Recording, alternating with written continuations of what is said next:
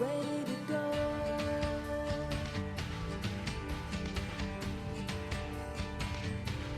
Ready to go.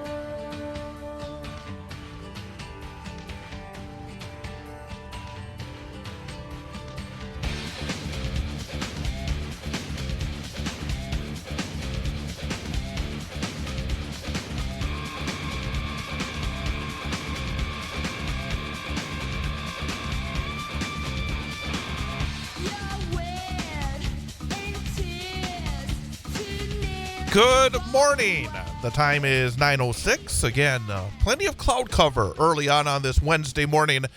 Clouds and 61 degrees in downtown Wausau. It is Wednesday, July the 24th of 2024. Hour number 2 of the Chad Holmes Show on Bull Falls Radio, 98.9 and 1230. Online at bullfallsradio.com. Mobile devices and Alexa by searching WXCO. And on the Civic Media app. And again, you can also join us by going to Facebook.com. Go to the Bull Falls Radio page, and then you can see a video stream that is going on right here in our studios.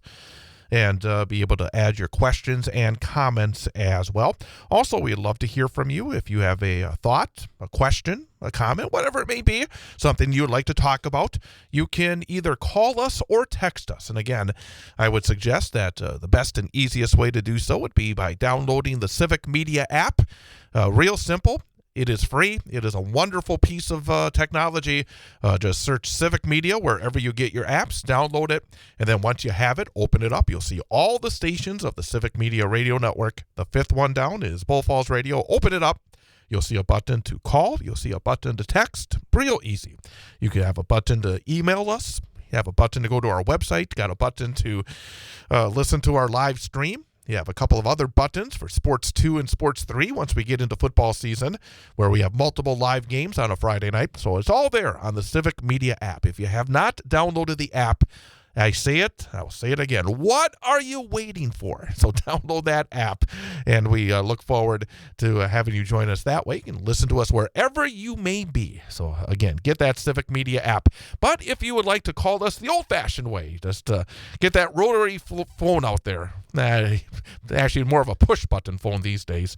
But you can either call us or text us by using the same number. This is our call and text line, 715-382-9297.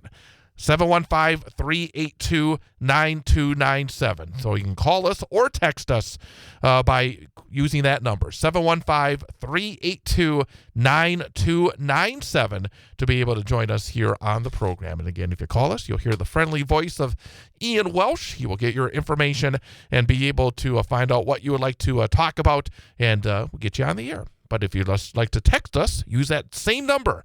And I promise you, I'll check out the text. Sometimes I get caught up in our discussions. It's like 10 minutes, 15 minutes later.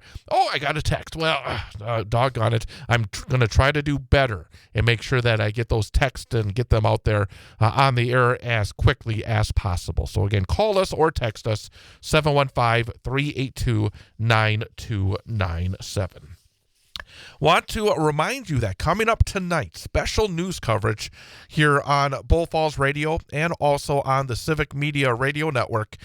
President Joe Biden will be delivering an Oval Office address coming up this evening. And Civic Media's news talk stations, including Bull Falls Radio, will bring you the address live tonight starting at 7 p.m.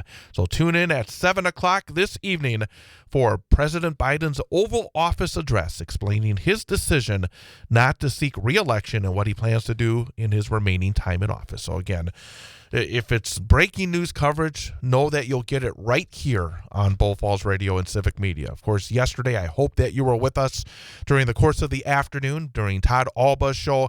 Had live sound and live coverage of Vice President Kamala Harris and her first campaign stop as the presumptive nominee of the Democratic Party, and she was back here in Wisconsin. She was down in Milwaukee. We heard comments from Senator Tammy Baldwin and others, and then the vice president came and had a really energetic, rip-roaring address to a lot of supporters, real energy, real excitement. So hopefully you were with us yesterday for that. And again, as campaign 2024 continues, when the candidates for federal office come into the state, we will have coverage, not just on the Democratic side, but on the Republican side as well. As you've seen during the course of 2024, when the former president has come into Wisconsin, we've had extensive coverage as well, because it's important to get all those voices out there. We've talked about that. We want to have the voices of all sides that are either in office or running for office, to allow you, the voters, to have the most information before heading to the polls. And also make sure that you circle your calendars. Coming up very soon, Wisconsin's fall primary. It's occurring in the summer, but the fall primary coming up on August the 13th, and that's just around the corner. Make a plan to be a voter in every election, including that primary, because not only do we have the primary for the 7th Congressional District, which we'll be talking about, we have those two very important state constitution questions, vital questions. And again, one reason that conservatives have put those constitutional questions on the ballot during the primary is because they think there's going to be fewer voters, and they have a better opportunity to slide it through under the nose of the voters of Wisconsin. Don't let that happen. Make sure you go out and vote in the primary on August the 13th. Make that plan to be a voter between now and Tuesday, August the 13th. To learn more about who and what is on your ballot this August, where your polling place is, and how you can request an absentee ballot, head to myvote.wi.gov. That's myvote.wi.gov to get all that information and more. I mentioned the 7th Congressional District. Tom Tiffany, Republican, currently the representative of the 7th. And we got two Democrats on the ballot. Yesterday, we had Kyle Kilborn join us to talk about his campaign. And coming up here in just a few minutes, we'll be talking to Elsa Duranceau, who is the second candidate. I shouldn't say the second, one of the two candidates on the ballot on the Democratic side that you'll be voting on coming up on August the 13th.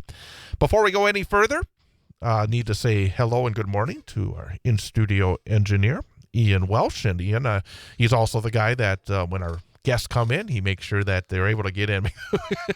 we got the door's unlocked. We got a door that even when it's unlocked, it's sometimes hard to get in from the outside.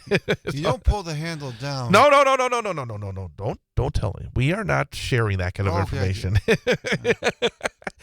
That's on a need-to-know basis. Understood. Exactly. But how are you doing this morning?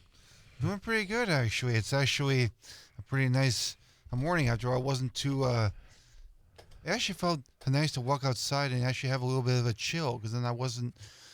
Last night I was a little hot in the bed because... I don't know if it was the weather outside, but I think my bedroom was just a little humid. You need to open up the windows. Open up the windows. Get some of that cool air in. I think we did have the window open a little bit. Wide open. I don't know. Maybe it's just me. Honestly, because I'm somebody who sweats a pretty good deal when I'm too hot. And that's also on a need-to-know basis. No, it's all good. No, it's okay. I know what you mean. I mean. I really need to work on that filter in my brain. No, it's all good. But and again, we're continuing to follow along a couple of different pathways with you. True. We're following your 70th theatrical performance, but we're also following along on our number for the day quiz, because you have been red hot. You talk about sweating and being red hot. The last few weeks, you have been red hot. A couple of weeks back, you were 4 out of 5. That's true. I have been getting better. You were 3 out of 5 for another winning week last week, and so far so good this week. You're 1 out of 2, so you're still in a very good position to first of all get beyond the 33% that we always leave as our minimum goal, because it's our baseline. It's our math, because we give you 3 opportunities, 3 choices, I should say. Yes. A, B, and C for our number for the day quiz. So based on the math, you should get 1 out of 3 correct. And when you have 5 days in a week, that means you have to get at least 2 correct in order to get over that bar. And then, of course, we want you to have more wins than losses for the week. So that's the second bar. The third bar is your all-time record, which is 4 out of 5. And then, of course, the biggest bar of all, the one that's going to be the greatest thrill, that if once we get there, who knows how long it's going to take. But if you could ever get a week where you get them all correct, that is the... Hopefully that'll happen happen in the next couple of weeks. Hopefully I can get... That's a high bar, though. I mean, getting 5 out of 5, because the thing about it is, these questions, I mean... are very... They're hard. I mean, they're not... There's usually not one you would say, oh, that's obviously the answer. No, because it's kind of random sometimes. They are kind of random. You're exactly right. So there was one about chickens. There was one about lawyers. Talked about the planet, it's like Earth. How far Yeah. away that is, you know. Yeah, I was way off on that guess. So there's a lot of different types of questions, and we always like to have some fun with it, but we also like to have Ian get it right, and he's been doing very, very well recently. So hopefully, I haven't even looked today to see what we have in terms of our number for the day. Sometimes we like to give a little bit of a little preview of what you can expect in terms of the topic for the number for the day. And of course, in the last segment, we also have our daily history lesson. We give you a listing of some famous events that occurred on this date in history. And also we have birthdays and some days that we acknowledge here. That's often, I have no idea why, but... it's nice that we end the show on a good note, talking about the history lesson and the birthdays. It's nice to end the show on a lighter note. And a high note, especially when you get it right, because that's always the last thing we do is the Absolutely, last. yes. And our subject matter for today. Are you ready for our subject matter for our number for the day quiz? Yes. Go ahead and tell me. It is involved, the subject is blood. Blood is the topic today. That could be a variety of yes, things. there could be. So I don't give you too much. I just want to give people an idea. So it does not involve Dracula, but just blood. So you started thinking about you that started one. thinking about that. So Yeah. yep, we'll have that coming up in the final segment of the show. The time is 9:18. Again, overcast skies here in downtown Wausau, 61 degrees. Coming up in just over a minute, we'll continue our discussions. Campaign 2024. And we'll be talking to one of the two Democratic candidates for the 7th Congressional District. Tom Tiffany right now is the congressman, but a lot of folks would like to see somebody else head to Washington in 2025. And one of the people that would love to be heading to Washington in the next session of Congress is Democratic candidate Elsa Duranceau, and she's coming up next. With Ian Welsh, I'm Chad Holmes. It is the Chad Holmes Show, Bull Falls Radio, 98.9 and 1230. Get away, come my way. When the day begins to end in your mind, come with me.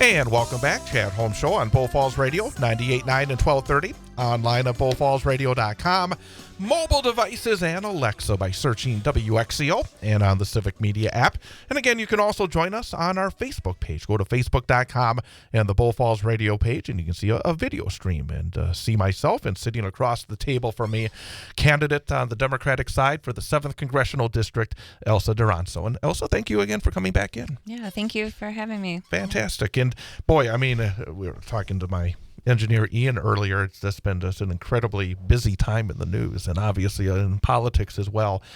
I guess I would ask you for your thoughts on the big change at the top of the ticket on the Democratic side, with President Biden announcing he will not seek re-election, and Vice President Harris now looking like she is the presumptive nominee for the party. Any thoughts on what's been going on with the Democratic Party nationally, and the person that you would be ultimately working for being different in 2025? We're working with, because obviously in our system we have three equal branches of government, and one of which you'd like to be part of in 2025. But your overall thoughts on what you've seen from the Democrats, how they've handled this situation, and where we stand now. Yeah, it's exciting. Honestly, there was a lot of fear, doubt before, and now it's all shifted the energy into excitement, and it is, it's spreading like wildfire, and I love it. I love the new excitement. I love the redirection of everybody's attention. Right. Like it's important. And so overall, I'm just really excited for it. And I see the excitement. I was in a parade. We were almost ready to start the parade when we got the news. And it was kind of hilarious. And yet, because people didn't know, like, did we hand out the Biden-Harris pamphlets? Like, what do? We didn't know. Right. And we decided ultimately, yes, we should. And good thing we did. Absolutely. And I guess also as a younger member of the party, somebody is trying to be involved in elected office from a different generation. I also sense that people are ready for the next generations to be in positions of leadership. Is that what you sense as well? I believe that, absolutely. Do I sense that? I think yes and no. It's a natural thing where generations and just people in general don't want to give up power, and we see it everywhere. So yeah, I do see lots of groups of people that are ready for the new, and then still some that are just not sure. When you look now at your campaign, and obviously it's got to be an exciting time because we're getting closer and closer to folks actually going into the ballot box and choosing the Democratic nominee to take on Tom Tiffany. First of all, again, when did you first throw your hat in the ring? How long has this campaign been going on? 1 year. So last year, July 10th is when I filed my Federal Election Commission paperwork. Hard to believe. I mean, it's 54 weeks then, because 52 plus 2 more weeks being the 24th. What have you learned? I mean, I imagine this has been an incredible experience to travel around, to talk to so many people, to put yourself out there. And again, I think that's one thing that many people don't realize. It's not easy to put yourself out there, to have to talk to so many people you really don't know, to be put in positions where they're going to, some people will like what you say, people will not like what you say. What have you found out over the last 54 weeks? Just that some people will like what you say and some people won't like what you say. And it is hard, but listening and that saying, read the room, that's real. Like you can read people's, demeanors and how they're sitting, and you have to learn how to pivot. and then the real conversations happen when you're not standing in front of the group of people. I want to say, one thing that's noticeable very quickly here is that you look and feel a lot more comfortable in a situation like this. Because I recall when you first came in, sitting in front of a microphone and being out there, I think in a sort of a public speaking kind of way was not easy.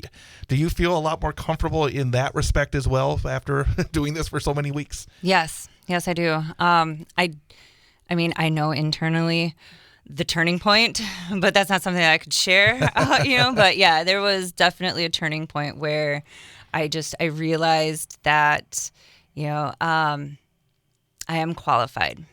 I belong here. I deserve to have recognition for the work that I've done and for the work that I aspire to do. And with that realization came this calmness. Talking about, again, these discussions you've had with voters. Have the discussions changed in any way? Have the issues changed in any way over the past year? Or are the issues still similar to what you've been talking about and talking with people since you got into this race last July? They've definitely changed.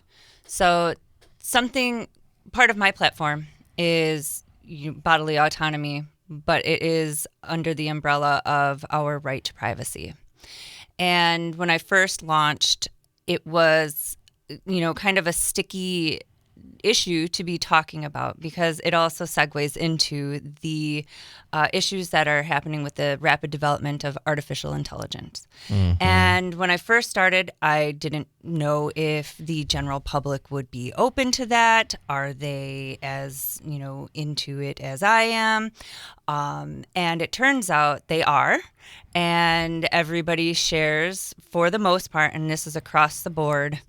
We are concerned for what this means for us moving forward, what this means is for like surveillance, and particularly the ownership of our photographs, our voices, and this is something for you also, as a development of AI is at what point do you have or do not have ownership of your voice in this radio station? That's why I'm going to Congress. I believe that we need to put regulations and safety regulations, user agreements, and, sift through all of that. And I would like us to be at the center of that conversation. It is a vital issue, and you're exactly right. And I think one of the areas that has been concerning for folks that I think that are concerned about it is the lack of knowledge that is in Washington. Every time I've seen a story based on interviews with members of Congress, they don't really understand it. And that makes a lot of people nervous, because then if they don't understand it, who are they going to listen to? Probably the lobbyist, whoever gives them the money. Hey, this is what you should be doing. And I mean, that's why I'm running for Congress. There's a lot of folks that really don't understand it. And I think, but what you're saying, the people seem to understand a lot more maybe than some of the elected officials. Yes, I would agree with that. We're going to come back. We have an information update coming up. We're going to find out what's happening in news, weather, and sports. Of course, we'll start with national and international news. Lots going on there. The president, again, will be speaking to the country at 7 o'clock. You'll be able to hear it live right here on Bull Falls Radio. We'll have Terry Bell with our Civic Media Wisconsin news update. We'll have local news and weather, Mike Clemens with sports, and then we'll come back and talk more about some of the issues as we get closer and closer to the primary with 7th District Congressional candidate, Democratic candidate Elsa Duranceau. That's coming up. The time is 9:29. Chad Holmes Show, Bull Falls Radio, 98.9 and 1230. Out of touch, but I'm only in the outskirts and in the fringes, on the edge and off the avenue. And if you want me, you can find me left of center, wondering about you. Think that's Down upon us, do you flow like water burning with the hope of insight feathered? Look the colored with a bright elation stolen in the sight of love. We are the children. And welcome back. Chad Holmes with you here on Bull Falls Radio, 98.9 and 1230, bullfallsradio.com. Mobile devices and Alexa by searching WXCO, and on the Civic Media app. We're talking to 7th District Democratic candidate for Congress, Elsa Duranceau. Continuing talking about the AI, because I do think it's something that needs to be talked about because it's happening so quickly. And I think that and I mentioned the fact that some of the elected officials may be on their heels because they're not as tech savvy maybe as others. But even if you are tech savvy, it's happening so very quickly.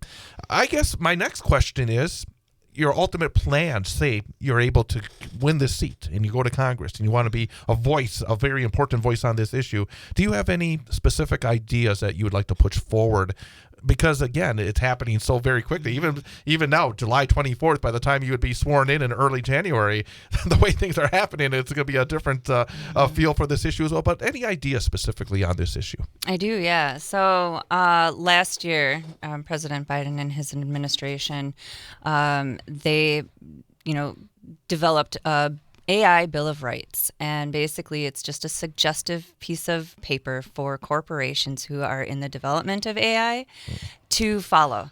This is how you should ethically move forward, but ultimately it's not a law, and it's just a suggestion. The honor system. Yes, the honor system. So I would absolutely push to have that implemented as law.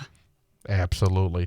Let's talk about some other issues, again, as this campaign continues. One issue that I want to ask you that Tom Tiffany runs on all the time, and obviously, should you get the nomination, you'll go up against Tom Tiffany.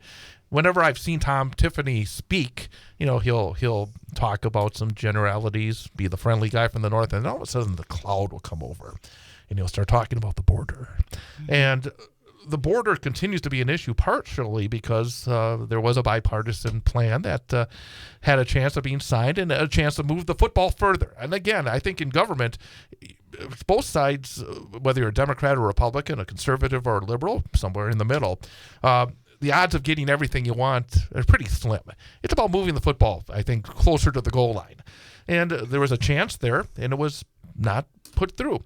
When Tom Tiffany inevitably starts talking about the border, what's the response that you would have as a Democratic candidate? Oh my gosh, I stopped listening. That's my response, is I just stopped listening. But as a candidate, that the issue is real for is that, I've written numerous letters to our representatives to be like, quit playing politics with us and finish it already. Bring forth what you were going to do what you said you were going to do, and then you took back just because it's an election year. I just get, canned responses. But it, how do you motivate a candidate who is using this issue as a means to an end to act on it before it would, give him any, payday, if you will, with voters? I don't know. That's a golden question. But it's one that's going to have to be answered because, again, he is somebody that definitely wants to talk a lot about that. I guess generally, take Tom Tiffany off the board. Your thoughts on that issue? Is there, were you somebody that was, in favor of the compromise that the former president appeared to put a kibosh on because he felt like, he wants that issue on the table here for the fall of 2024? Was that something that you were able to support? Yes. I mean, it wasn't perfect, but no agreement is, right. Even when we come to our budget, when we have to make concessions here and there, but that's government. That's how it's supposed to be, is to compromise a little over here to get what you need over here. And that's the way that government is supposed to work. So yeah, I was in full support of the bipartisan approach to the border. A couple of other issues that I think folks in the 7th District are, dealing with. One is healthcare and access to healthcare. And I think, you've talked a bit as well about, rights of especially women in our district and in our country. But generally, just the access to healthcare. We've seen hospitals, again, closing down. And I said this to Kyle yesterday, that here in the year 2024, we're still worried about folks in rural areas having to drive hundreds of miles to have medical care, important medical care. When you look at where we stand, and even in the last hour, I was talking to the president of the Wausau School Board, and he talked about, part of the budget issues is, for the employees, the healthcare costs. And the healthcare continues to be, I think, just an issue that is so vexing to get to a point that it is allowing our citizens to be living longer, healthier lives, also to allow our citizens not to be paying so much money that they can be, put into bankruptcy situations or still be forced to have less healthcare coverage than they need. When you look at the issues of healthcare access, healthcare cost, I guess your platform when it comes to healthcare. Yeah. So, I mean, you touched on a lot of different issues that are part of the big cloud. And it's about insurance. So I am for a single payer insurance, universal health care, and it can be done. I was in the military. I was in the Guard. So being in the Guard and being over 150 miles away from any active duty base, I was able to choose my health care provider through TRICARE. And I paid $254 a month for up to a family of 4. And it was just for myself and my son. So I still had the military TRICARE healthcare system, which is a single payer system. If you were to think about it, it exists. The way forward with that exists. We would just expand that program. But then you have your lobbyists and big money in DC. So I mean, that's then if we want to solve the one issue, we have to go to this other issue, and then you're talking about hospital access in rural areas, not just rural Wisconsin. Now we have a whole slew of other micro issues that go into that: population decline, broadband access. which goes into if there is no broadband, then there's a population decline. People are leaving the area. And we're working on it. We're working on creating these infrastructure that would support growth going into the future. And then there's childcare. So this was something that I had experienced a couple of years ago, is that a healthcare provider up north couldn't attract or bring in heart specialists because the heart specialists were of family rearing age and they had a need for childcare, but there was no regulated childcare available. So they weren't able to bring in the specialists that they needed. And I'm not sure, I still think that up north does not have those types of specialists now. So it's a health issue, right? Also, another issue that I talked about with Kyle Kilborn yesterday, it kind of hits closer to myself because recently President Biden made a proposal in terms of a rent cap. And boy, after he made this proposal, those on the right really came saying this. I mean, they came down hard on this, like, oh, how can you do this? And folks, again, I'm a renter.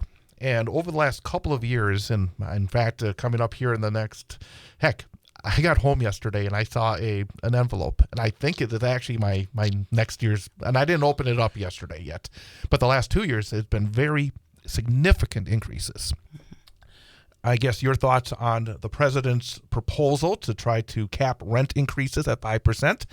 Obviously, if you agree or disagree, whatever it may be, there's obviously a lot of, I think, money on the other side that is going to be pushing against that. But the issue generally, and it's part of a housing issue, I know we talk a lot about home ownership, but also for the renters out there, it's been a very difficult time. I guess your thoughts on the president's proposal, first of all, and maybe the issue generally. Oh, I am for it.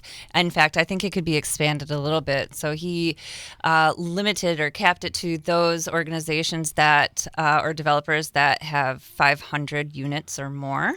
So all I'm thinking is like the Gorman Group, who owns the Landmark, like that would affect them. Right. But I mean, the people in the Landmark are absolutely struggling. I have heard numerous stories from the people who are having to choose to move out and then all of a sudden have to become multifamily homes, and that is heartbreaking. So yeah, something needs to be done. I am absolutely for that. And there should have always been a cap. Maybe it should be tied to what the inflation rate is. I don't know.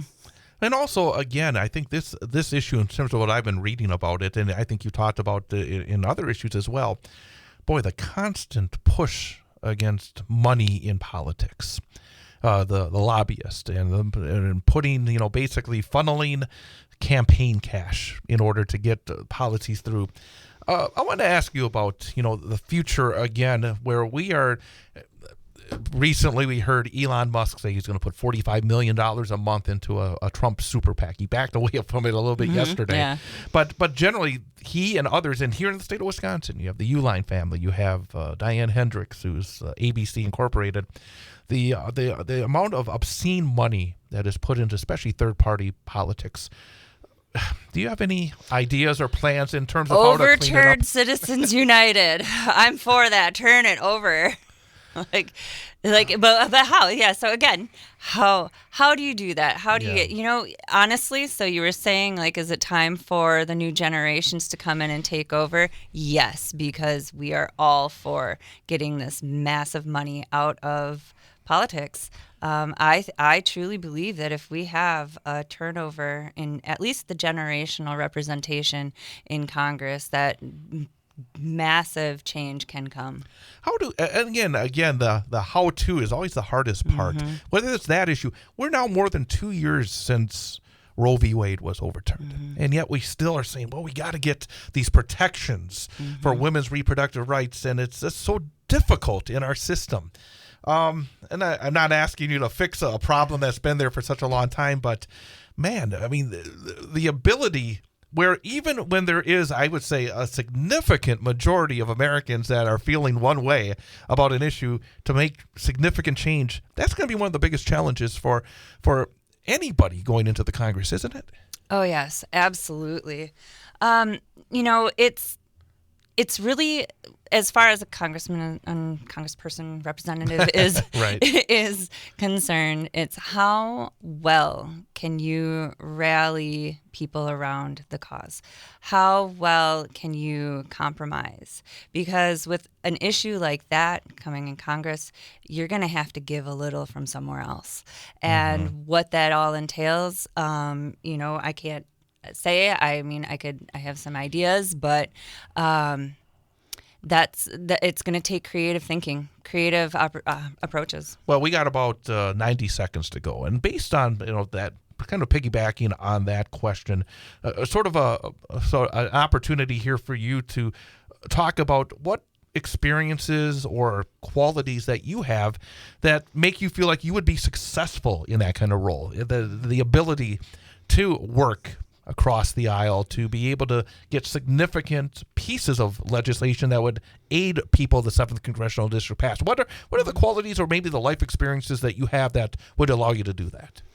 Yeah, so I have a long history of working with grants, federal grant programs, and the programs themselves, that I have, an intimate relationship with the red tape that essentially stops rural Wisconsin from receiving the grant programs that were essentially designed for them. And every election, we then get, a chance to have a new representative. And a lot of those details get lost in the mix, or they're never looked at again. And here we are sitting with the same old inability to access these grant dollars. That's what I will take to Congress, and that's where my experience comes in. But also, I'm a creative thinker. I'm a strategic thinker, a large systems thinker, and have a good track record with bringing in community leaders, government leaders, and nonprofits to the table to talk about how we can collectively solve these issues. Elsa Duranceau, again, candidate on the Democratic side for the 7th Congressional District. Thank you very much, and hopefully we'll talk again real soon. Thank you. The time is 9:49. Coming up, our daily history lesson here on Bull Falls Radio, 98.9 and 1230.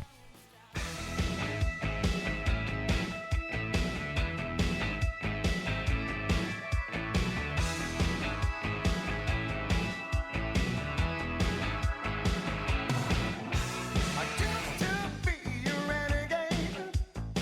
I used to fool around, but I couldn't take punishment and had to settle down. Now I'm playing it real estate, and yes, I cut my hair. You might think I'm crazy, but I don't even care, 'cause I can tell what's going on. It's hip to be square. And welcome back. Chad Holmes Show, Bull Falls Radio, 98.9 and 1230. BullFallsRadio.com. Mobile devices by searching WXCO and on the Civic Media app. Glad to have, again, both candidates for the 7th Congressional District Democratic nomination with us the last 2 days. Kyle Kilborn yesterday and Elsa Duranceau today.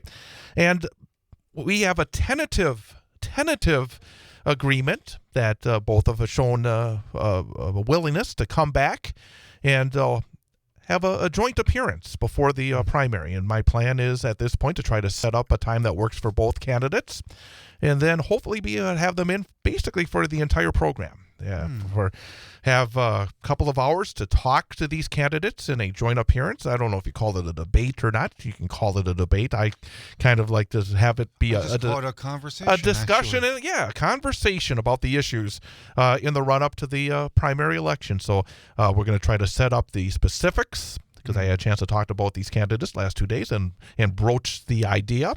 And they both seem positive towards it. So that would be very exciting to have both candidates for the 7th Congressional District join us. And, of course, I have an open invitation as well to Congressman Tom Tiffany to join us. I know he spends most of his time talking to Chris and Meg over on WSAU, but if he wants to come on over here and talk to me, we would be happy to have him. I know that they don't really want to have folks that don't agree with them over on their station. But if we're more than willing to have a discussion, even if we have differing opinions on some of these issues. So, Right. Tom Tiffany, Congressman, again, feel free. I would love to have you on, and we would definitely give you a fair time and a fair opportunity to talk about the issues of your campaign as well. So, today is July the 24th of 2024. And what day of the year is it? I got to look this up. I usually have it right in front of me. This is day number 206 of this year.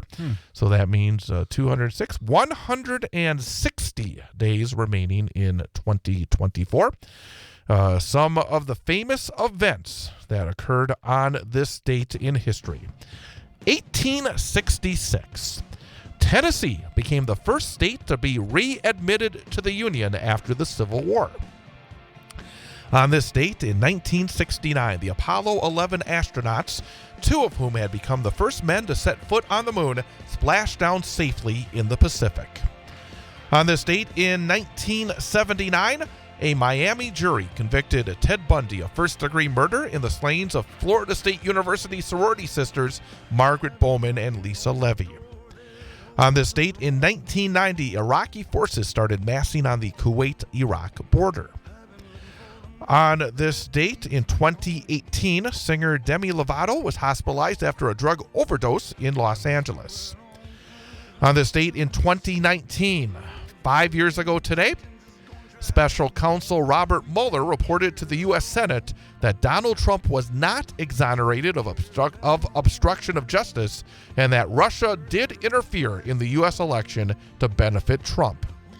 And on this date in 2020, longtime TV personality Regis Philbin died. Some famous people are celebrating their birthdays today. Comedian Ruth Buzzy is 88. Michael Richards, he played Kramer on Seinfeld, is 75. Linda Carter, the original Wonder Woman, 73 years old today. NBA Hall of Famer Karl Malone is 61 years old today. Actor Kristen Chenoweth, also a Broadway star, Wicked, Candyland, is 56 years old today. Laura Layton of Melrose Place fame, turning 56 years old today. J-Lo, Jennifer Lopez, is 55 years old today. Actor Summer Glau of Firefly is 43. Also, Anna Paquin of the X-Men movies, also got an Oscar for the piano, is 42 years old today. Actor Mara Wilson, Mrs. Doubtfire, and Matilda is 37 years old today. And if you out there celebrating your birthday, happy birthday to you from all of us at Bull Falls Radio, 98.9 and 1230. Special events being acknowledged today. It is Pioneer Day. It is Amelia Earhart Day. It is Cousins Day. It is Drive-Thru Day. Tell an Old Joke Day. Tequila Day. And Thermal Engineer Day. So some special reasons to acknowledge July the 24th. And that brings us, again, to our number for the day. Yep, every day we wrap things up with our number for the day and our number for the day quiz. And we give a question to Ian Welsh. We give him 3 possible answers. So he should get at least 1 out of 3 correct. And we always want him to have at least 33% every week. And then we try to get him even further along the line beyond that every week. And he's been doing that. It was 80% 2 weeks ago, 60% last week, and so far this week, 1 out of 2. Yep. But our number for the day is shelf life in days of donated blood. So the shelf life in days of donated blood. And of course, always important to donate blood because it's important to save lives. But is the correct answer for the shelf life in days of donated blood 12 days, 27 days, 42 days? So again, the number for the day, the shelf life in days of donated blood. Is it 12 days? Is it 27 days? Is it 42 days? Well, I donate blood as often as I can, and I think they told me this one time as I was giving blood. I was just asking a question, but I think I think the answer is. I'm going to go with a B. I'm going to go with 27 days. I'm going to meet in the middle. All right. The correct final answer is number of days. Shelf life for donated blood is 42 days. Oh, it's the longest? It is the longest. Well, that's a good thing, though. That's quite a few days then to keep the blood. Every day this week. One time it was the B. One time it was A. That's One time it right. was C. And it doesn't mean that it goes that way, but it just happened to be this way that so far this week we've had A, B, and C each have one. It's So okay. I can still make a comeback. you certainly can. You're still in good shape. Just need to get one of the next two to have a winning week. So, Absolutely. well, have a good rest of your day. You too, Chad. Happy Hump Day, everybody. Happy Wednesday. Thanks to Owasso School Board President Jim Boucher and 7th District Congressional candidate Elsa Duranceau for joining us. Tomorrow, we'll be joined by Pat Kreitlow. Also have North Star Knows as well. We'll talk to you tomorrow, 8 a.m. Chad Home Show, Bull Falls Radio, 98.9 and 1230.